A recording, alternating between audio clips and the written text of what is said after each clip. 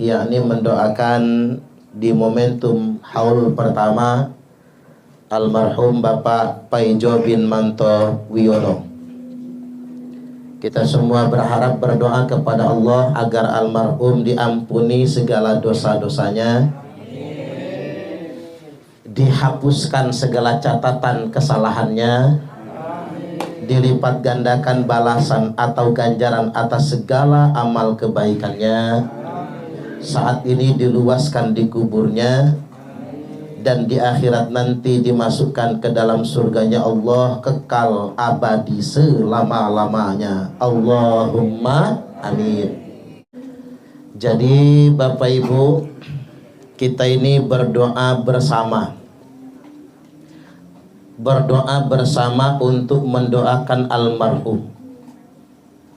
Doa bersama ini fadilahnya atau keutamaannya berdasarkan sabda Nabi Sallallahu Alaihi Wasallam dengan sanad yang sahih, ada juga yang mengatakan hasan sahih. Beliau bersabda, la yajtami'u mala'un fayad'u ba'duhum wa yu'amminu sa'iruhum illa ajabahumullah. Tidaklah berkumpul orang-orang sebagaimana berkumpulnya kita malam ini. Ada yang berdoa di antara mereka. Doa tadi sudah diimami oleh Ustaz Rahmat Habibi. Wa yu'amminu sa'iruhum, dan semua yang hadir di sini mengaminkan. Illa ajabahumullah, kecuali pasti doa mereka akan diijabah, dikabulkan oleh Allah Ta'ala. Allahumma amin. Makanya kalau ditanya orang, ngapain ngumpul-ngumpul tahlilan, ngapain ngumpul-ngumpul kenduren, jawabannya ini, doa bersama lebih dekat untuk dikabulkan oleh Allah. Ya bagus saja Bapak Ibu rajin-rajin doa sendirian, habis sholat doa mendoakan almarhum almarhumah. Tapi sesekali kita berdoa bersama seperti malam ini. Tapi jangan keseringan. Kalau keseringan bangkrut Bapak Ibu. Ngumpulin orang itu kan ada modalnya. Setidak-tidaknya dalam gelas itu ada rokok ketengan. Cuman yang di lulusan saya ini kok tinggal 2 batang ya. Pak Bun agak heran tuh, mau ngambil apa enggak kira-kira. Jadi silakan santai Bapak Ibu sambil ngudut, sambil makan, sambil minum. Kita mendengarkan tausiah pada kesempatan kali ini. Artinya doa bersama seperti momentum haul yang pertama Pak Paijo ini adalah perbuatan atau amalan yang disunahkan oleh Nabi. Dan doa bersama ini lebih dekat untuk dikabulkan oleh Allah Ta'ala. Karena kita tidak tahu di antara kita yang hadir di sini siapa yang doanya diijabah. Belum tentu yang pakai sorban, belum tentu yang pakai imamah, belum tentu yang pakai jubah. Siapa tahu yang doanya diijabah yang tampak biasa-biasa saja. Karena mungkin hari ini dia habis mengerjakan perbuatan yang diridhoi oleh Allah. Perbuatannya kecil tapi setara dengan amalan para wali. Di antaranya apa? Perbuatan sepele Pak, tapi merupakan amalan para wali, seperti menyingkirkan batu yang ngegeletak di jalan. Makanya kalau ada Bapak Ibu tadi habis menyingkirkan batu, duri, rintangan, saat ini doanya lebih dekat untuk dikabulkan oleh Allah Ta'ala. Nah kita ini berdoa untuk orang yang sudah wafat, karena inilah yang bisa kita lakukan. Ad-du'a wa shadaqatu hadiyah. Doa dan sedekah itu merupakan hadiah. Untuk siapa? Ilal mauta, untuk orang yang sudah mati. Hadiah terbaik untuk orang yang sudah mati adalah doa dan sedekah.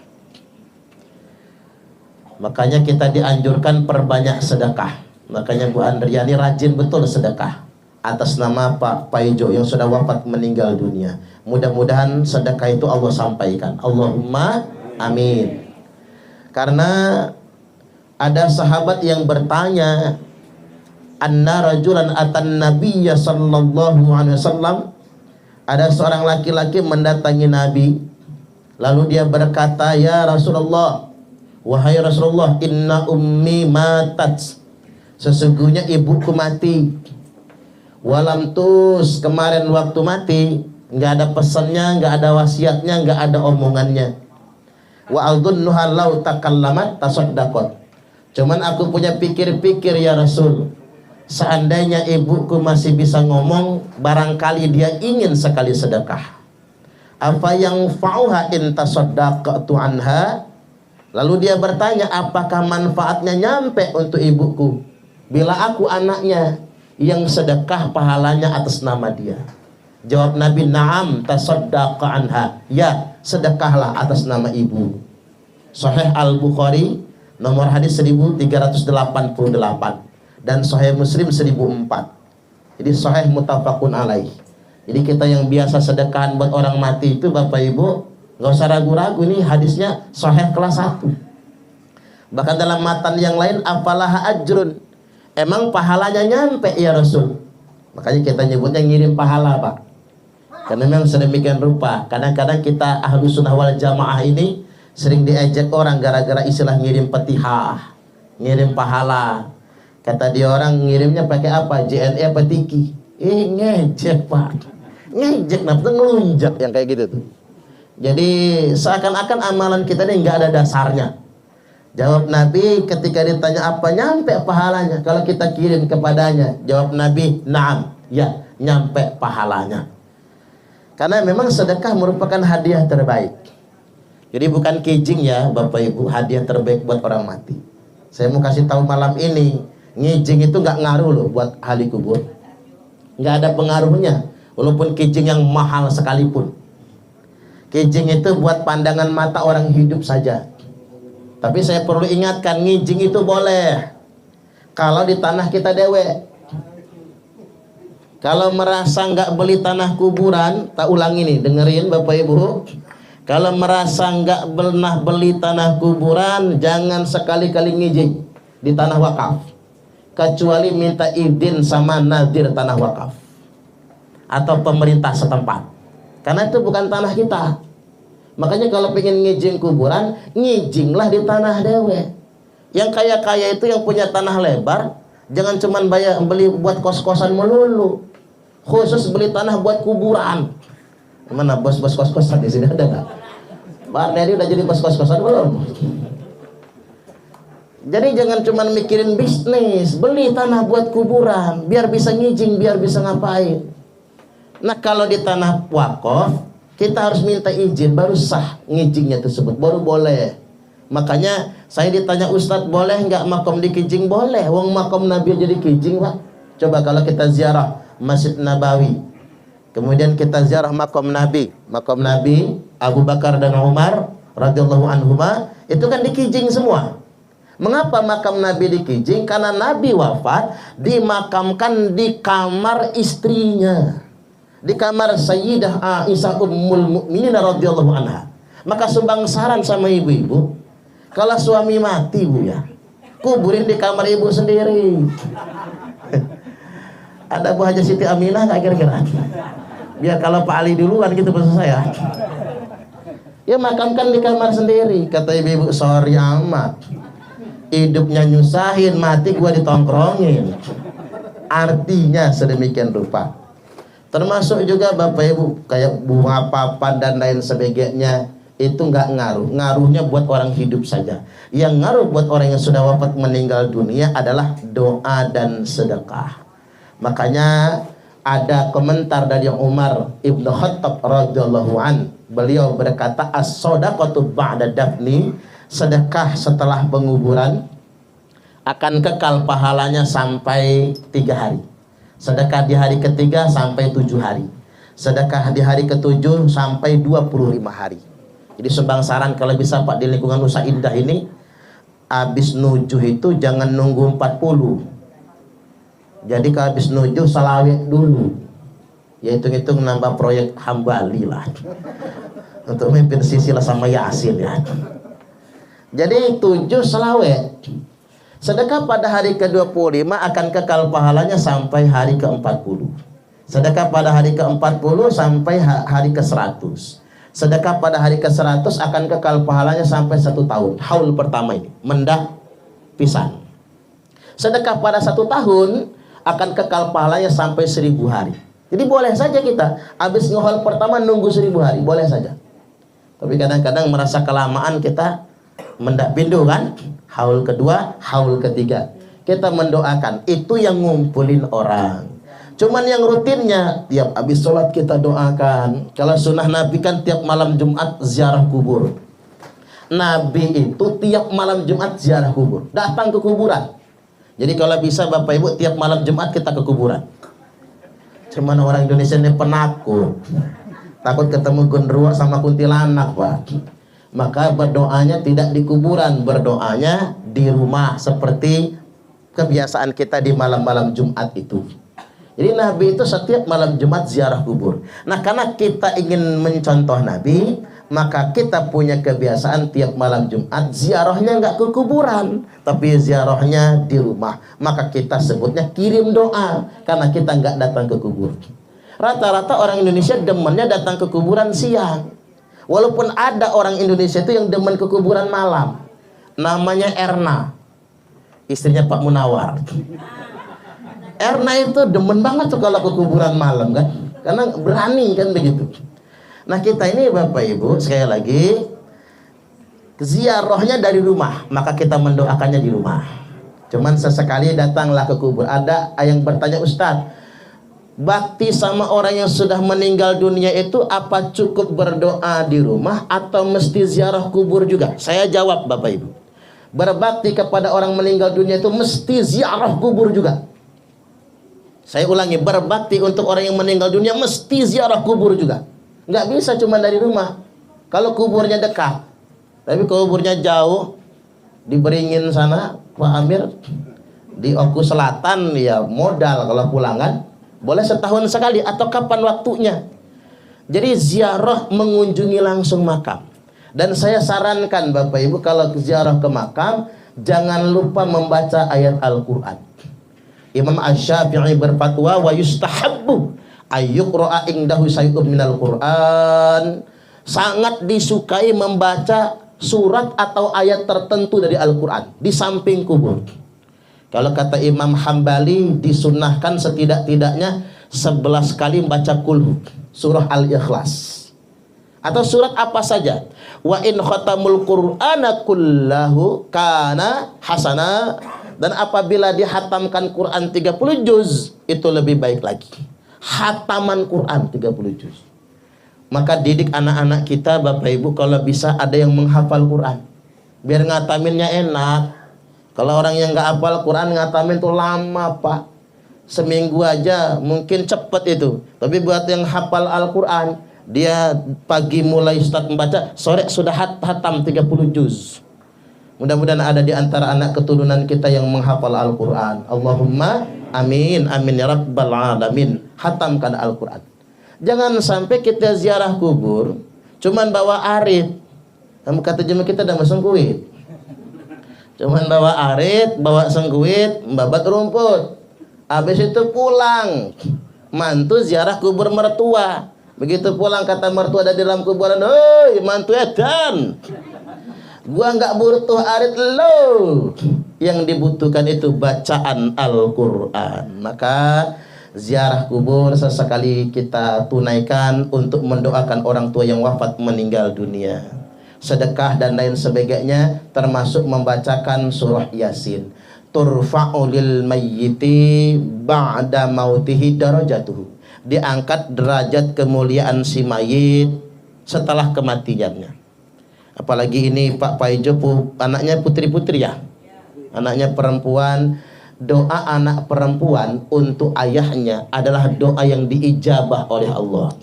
Ini maka untuk ayahnya, buat putri-putri Pak Paijo didoakan. Karena ada mayit-mayit yang diangkat derajatnya justru setelah kematiannya. Ini kasuistis ya Pak, enggak semua. Hanya kasuistis, terjadi pada orang tertentu saja. Maksudnya begini, dia dikubur, disiksa, dijanjikan masuk neraka. kuburnya adalah salah satu lorong dari lorong-lorong neraka. Tiba-tiba diangkat derajatnya, lepas siksanya, dijanjikan surga. Ya kaget dong si mayit, si ahli kubur ini. Ada apa ini ya Allah? Tadinya saya disiksa, mengapa sekarang saya bahagia? Tadinya saya hina, mengapa sekarang saya diangkat derajat mulia? Tadinya saya dijanjikan neraka, kok saya dijanjikan surga? Jawab malaikat di kubur, waladuka astaghfirulaka, ini semua karena anakmu senantiasa memohonkan ampun atas segala dosa-dosamu. Kebayangkan oleh kita, ini jelas-jelas disiksa Bapak Ibu, jelas-jelas disiksa. Berubah keputusan Allah, yang tadinya disiksa berubah menjadi bahagia dan dijanjikan surga. Sebab apa? Sebab doa anaknya yang masih hidup. Maka jangan pernah berhenti untuk mendoakan orang tua yang sudah wafat, meninggal dunia. Ini poin pertama. Poin kedua yang hendak saya sampaikan pada kesempatan kali ini, momentum haul Pak Paijo bin Mantowiono ini adalah pelajaran dan peringatan bagi kita. Tiba gilirannya kita pasti akan mati juga. Betul apa betul? Hidup kita ini cuman perjalanan Bapak Ibu. Saya kalau ngelihat Pak Amir, Pak Madin, Pak Bun, udah keriput-keriput kan gitu ya. Saya nanti bakal begini juga kan begitu ya. Dulu kan nggak terasa umur sudah kalau Pak Amir sudah lebih dari 60 kan. Pak Bun baru pensiun tuh kan begitu. Pak Madin udah lama pensiun kan? Maknahi. Nah, 8 panjang umur. Saya cuman mikir aja Bapak Ibu, saya sampai nggak kayak Pak Madin kan gitu ya. Nah ini kita hidup ini perjalanan gitu. Perasaan saya kemarin masih anak kecil Pak. Kok sekarang sudah umur saya sudah 41 sekarang. Tempo hari waktu saya tinggal di Pulau Damar, perut saya masih tipis. Kok sekarang saya sudah hamil 9 bulan ya? Luar biasa Bapak Ibu, perubahan itu sungguh luar biasa. Nah hidup ini tinggal menjalani. Latar kabunna tobakon antobak. Niscaya pasti kalian akan meniti tahapan demi tahapan dalam tangga kehidupan. Mau tidak mau, kita tidak akan bisa lari dari itu semua. Kalau kita mengambil pelajaran dari nasihat Mbah Maimun Zubair Al-Maghfurlah, karena itu wali Pak ya. Mbah Maimun Zubair itu bukan ulama biasa tapi wali. Beliau itu dawuh di depan santri-santrinya kalau mati pengen di Mekah. Alasannya pengen dimakamkan tetanggaan dengan Sayyidah Khadijah Ummul Mukminin radhiyallahu anha. Makbul Pak, omongan wali. Begitu naik haji, wafat di Mekah, dimakamkan di Jannatul Ma'la, tetanggaan dengan Sayyidah Khadijah, istri Nabi.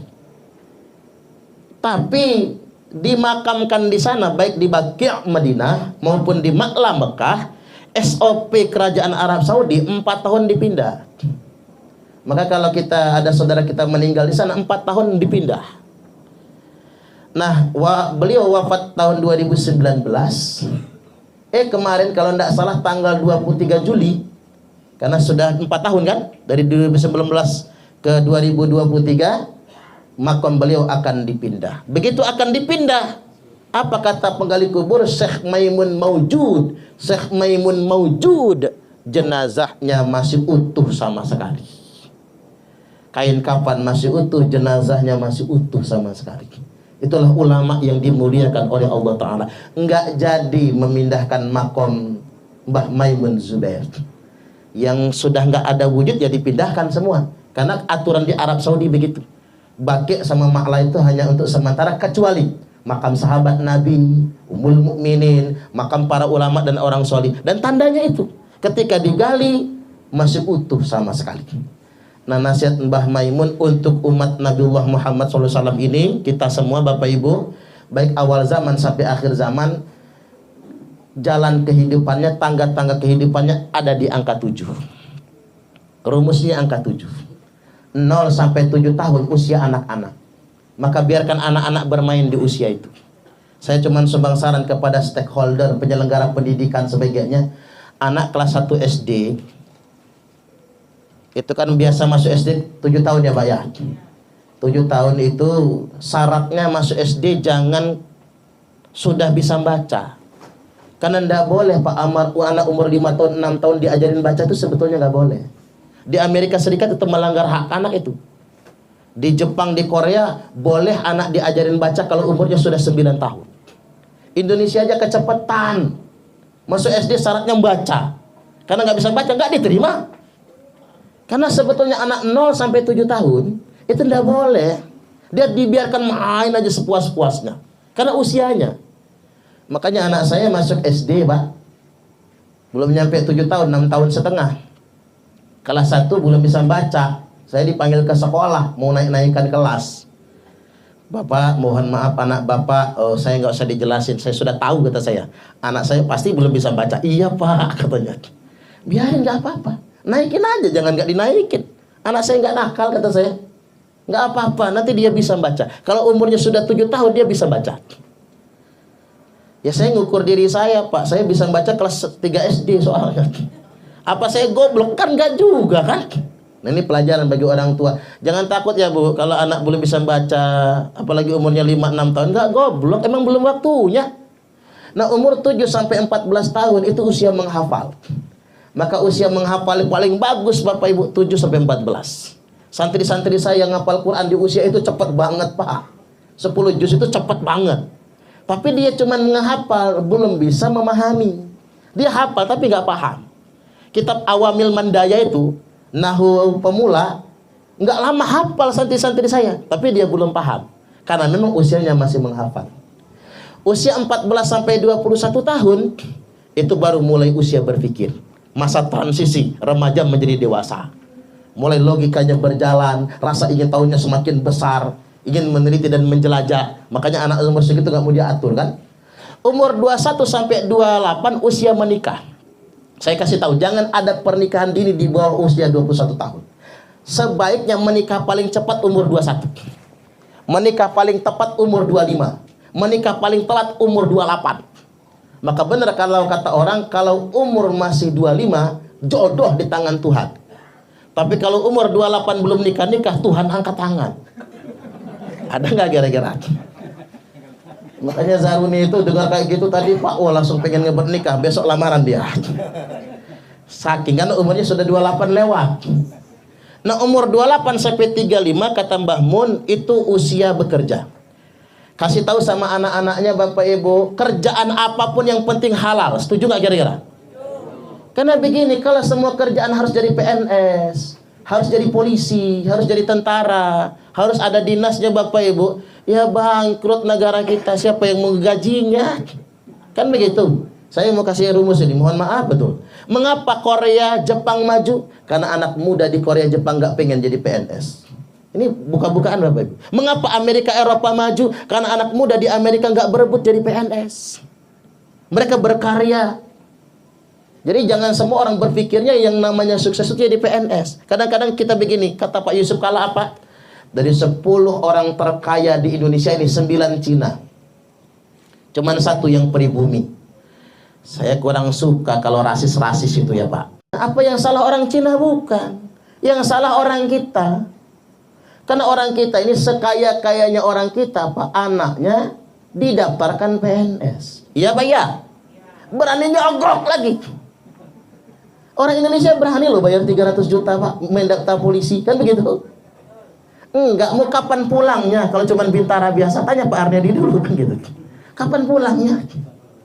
Orang Indonesia berani bayar 500 juta Pak demi jadi jaksa. Kan begitu? Jangankan yang PNS Bapak, nge-honor Pak, berani bayar 50 juta sekarang jadi honor. Berapa sih gaji honor? Sekaya-kaya orang Indonesia, duitnya banyak, pengusaha, anaknya dijadikan PNS. Orang Indonesia ini nggak bisa kaya dikit juga, udah kaya dikit agak mapan, nyalek. Nyalek. Tadinya udah mau sugih, bangkrut lagi. Yang sukses dan suksesnya aja. Maaf kalau ada caleg datang di sini ya. Iya udah, misalnya usaha apa gitu, usaha mebel. Usaha mebel udah mau maju, ada orang partai nawarin, "Bang, nyalon aja Bang. Kayaknya Abang banyak duit nih, bakal jadi ini." Digoreng sama orang partai. Akhirnya jadi anggota dewan. Enggak bangkrut mah iya. Udah bangkrut, bininya kabur. Nah ini masalah ini Bapak Ibu. Nah orang Cina Pak, Orang Cina rumangsa Cina. Jadi dulu kan orang Cina nggak bisa jadi polisi, nggak bisa jadi tentara, nggak bisa jadi pegawai negeri. Apa kata orang Cina? Nak, kita Cina, nak. Kita ini di Indonesia juga merantau, baru aja kita ini dianggap jadi warga negara. Udah, kamu nggak usah jadi PNS, nggak usah jadi tentara, nggak usah jadi polisi, kamu jadi pengusaha saja, nak. Ya wajar kalau orang Cina kaya-kaya, karena anaknya dijadikan pengusaha. Cobalah kalau kita juga begitu, Pak, anak dimotivasi jadi pengusaha. Karena bisa kan, buktinya Abu Rizal Bakri sugih, Erick Thohir sugih, karena jadi pengusaha. Jadi balik lagi bahwasanya 28 sampai 35 bekerja. Kerjaan apapun yang penting halal. Usia 35 sampai 42 Bapak Ibu itu usia kaya. Ini kata Mbah Maimun loh, bukan kata saya. Orang kalau umurnya sampai 42 kaya akan kaya selamanya. Tapi kata Mbah Mun, kalau sampai umur 42 lewat masih melarat, terima melarat. Terima melarat. Jadi udah bagiannya segitu. Walaupun saya punya rumus, ukuran kaya itu bukan harta. Betul nggak kira-kira? Kaya itu soal rasa. Betapa banyak orang yang kaya harta tapi miskin rasa. Tidak sedikit orang yang miskin harta tapi kaya rasa. Wong nikmatnya sama aja Bapak Ibu. Nah, umur 42 sampai 49 usia taubat. Maka kalau umur sudah 42 ke atas Bapak Ibu, pikirannya tobat. Umur 49 lewat belum tobat, itu namanya sayur nangka bumbu kemiri. Tua bangka nggak tahu diri. Alias tua-tua keladi, makin tua makin menjadi. Umur 49 sampai 56 usia termatang manusia. Jadi kalau pengen tahu usia manusia paling matang 49 56. Kalau saya ini belum matang Pak, masih 41. Orang kalau jadi pemimpin di usia 49 sampai 56, jadi apa aja Pak? Presiden, gubernur, wali kota, sampai ketua RT. Kalau umurnya di rentang 49 sampai 56, itu paling bagus. Ketuaan belum, muda juga enggak lagi. Secerdas-cerdas manusia, kalau jadi gubernur umur masih 30 tahun Bapak Ibu, pinter mah pinter, tapi egonya yang enggak bisa kalah. 49 sampai 56 itu usia paling produktif manusia. Kalau pengen tahu mengapa Pak Jokowi sukses memimpin Indonesia Bapak Ibu, karena beliau menjadi presiden di rentang usia itu. Jadi penting sekali pengetahuan seperti ini buat kita. Nah, 56 sampai 63 itu usia kematian. Makanya kalau sudah 56 ke atas kayak Pak Bun, siap-siap aja lah. 56 ke atas gitu ya. Apalagi kayak Pak Nazili, itu udah berapa? 70 kali ya. Siap-siap, memang nggak lama lagi. Itu rumus kehidupan itu. Nggak bisa dihindari, nggak bisa. Nah, usia 63 sampai 70 panjang umur. Makanya yang sudah 63 lewat, kayak Pak Madin, ya siap-siap panjang umur Pak. Pak Madin 68 soalnya kan, panjang umur. 63 sampai 70. Tapi ingat, kalau sudah 70 lewat belum mati, tunggu sampai angka 77 tahun. Kalau umur 77 tahun masih hidup, malaikat Israel lupa. Kata orang begitu. Kok nggak mati-mati gitu ya? Ternyata malaikatnya lupa. Kayak kemarin itu saya meruqyah Bapak Ibu. Meruqyah di sini nih di belakang Bagas Raya itu. Karena ngapa? Sudah usia lanjut, 90 tahun lebih, nggak mau makan, nggak mau apa lagi, tinggal kulit sama tulang, nggak meninggal. Ya saya ruqyah aja. Tadi jam 2 siang meninggal Pak. Begitu dikonfirmasi sama malaikat, lupa gua kata dia. Untung lo ingetin kata dia. Makanya saya paling takut itu meruqyah orang-orang yang sudah tua itu Bapak Ibu. Seakan-akan saya suruh ngode malaikat Israel gitu. Saya aja takut sama malaikat Israel itu. Jadi balik lagi bahwasanya itulah rahasia kehidupan. Kita semua pasti menjalani, dan kita semua mesti menghadapi itu semua. Karena dunia cuman sementara, dunia cuman perjalanan dalam hidup kita. Kita semua pasti menuju kematian. Dan saya perlu ingatkan Bapak Ibu, manusia memang tempatnya salah dan lupa. Betul nggak kira-kira? Saya perlu ingatkan, tidak ada orang suceng. Nggak ada orang suceng, maka jangan sok suceng. Kalau sok suceng, Allah sebel banget itu Pak. Kalau ada orang yang sok suci, merasa sudah ngapling surga, jangan-jangan dia merasa jadi panitia surga ya. Andai kata yang kayak gitu, Allah sebel banget itu. Kan jelas betul firman-Nya, fala tuzakku anfusakum huwa a'lamu bimanittaqa. Janganlah kalian mensucikan diri kalian sendiri, dikarenakan hanya Allah yang tahu siapa yang benar-benar bertakwa kepadanya. Manusia itu tempatnya dosa, cuman ada yang tampak, ada yang tidak. Lau lam tutnibu ladhahaballahu bikum. Apa kata Nabi? Seandainya engkau tidak lagi berbuat dosa, niscaya pasti Allah akan cabut nyawa kalian. Tak ulangi, lau lam tutnibu. Seandainya engkau, kata Nabi, tidak lagi berbuat dosa, ladhahaballahu bikum. Kalau bahasa harfiahnya, Allah pasti mendatangi kalian. Maksudnya apa? Mencabut nyawa kalian. Makanya Bapak Ibu yang malam ini, yang mungkin tidak akan berbuat dosa lagi, tunggu aja, ntar lagi, nggak lama lagi tuh kayaknya. Makanya ada baiknya juga dikit-dikit bikin dosa ya Pak ya. Setidak-tidaknya tuh nunda lah, mudah-mudahan. Itu memang manusia tempat salah dan dosa Bapak Ibu. Kalau nggak salah bukan manusia, kalau nggak dosa bukan manusia. Makanya begini, ketika kita berbuat dosa, kita segera bertaubat kepada Allah. Tapi kalau kita melihat orang lain sedang berbuat dosa, jangan menghakiminya. Kita doakan mudah-mudahan dia mendapatkan hidayah. Itu cara kita sebetulnya. Dan bagi yang merasa memang banyak dosa, jangan pernah takut untuk bertaubat. Pernah saya sampaikan di sini, saya ingin closing dengan riwayat ini. Nabi meminta kepada Allah, ya Allah, terimalah taubat umatku kalau mereka bertaubat. Kata Allah, Muhammad, ku terima taubat umatmu kalau mereka bertaubat setahun sebelum ajal. Ia nyempring, nangis Nabi Pak. Ngapa kata Allah, Muhammad? Ya kalau itu takdirmu ya Allah, umatku masuk neraka semua. Lu ngapa? Nggak sempet ya Allah mereka taubat. Kalau setahun dulu Pak, nunggu setahun sebelum ajal taubat baru dihitung. Ya sudah, kata Allah, setengah tahun. Kata Nabi, kalau bisa jangan ya Allah, karena ada di antara umatku itu yang sebulan lagi mau mati baru taubat dia. Itu pun karena stroke ya Allah. Lalu taubat dia, 1 bulan kemudian mati. Baik, kata Allah, ku terima taubat umatmu kalau bertaubatnya sebulan sebelum ajal. Tapi ada juga ya Allah umatku itu yang taubatnya seminggu sebelum mati. Itu pun gara-gara mendengarkan ceramah Ustaz Parman ya Allah. Akhirnya dia taubat seminggu kemudian mati. Kalau begitu Muhammad, ku terima taubat umatmu kalau taubatnya seminggu sebelum ajalnya. Tapi ada juga ya Allah umatku itu yang taubatnya sehari lagi mau mati. Jangan-jangan orang-orangnya di sini malah ngedengerin ceramah malam ini taubat, besok mati taunya. Baik, kata Allah, ku terima taubat umatmu kalau mereka bertaubat sehari sebelum ajal.